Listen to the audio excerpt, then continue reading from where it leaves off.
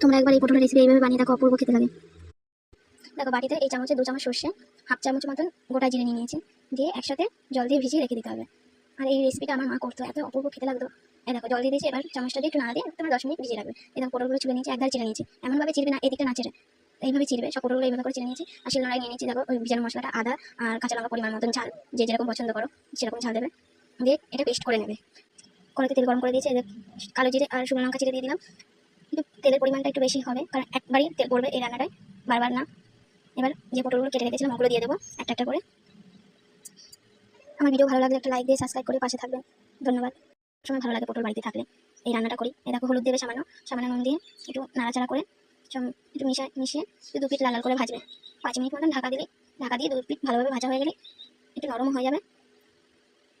দেখো আমার কি সুন্দর ভাজা হয়ে গেছে পটলটা। এবার ওই বাটা মশলাটা দিয়ে দেবে ওর মধ্যে, দিয়ে একটু নাড়াচাড়া দিয়ে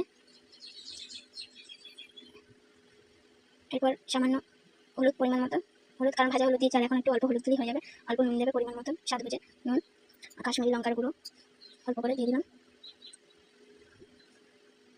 সব নাড়াচাড়া দিয়ে মিশিয়ে নিতে হবে ভালো করে মিশিয়ে।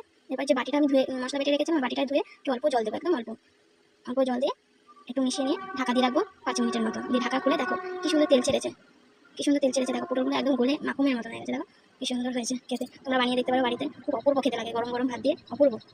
একবার বানিয়ে দেখতে পারো, অপূর্ব খেতে হয়েছে, জাস্ট অপূর্ব।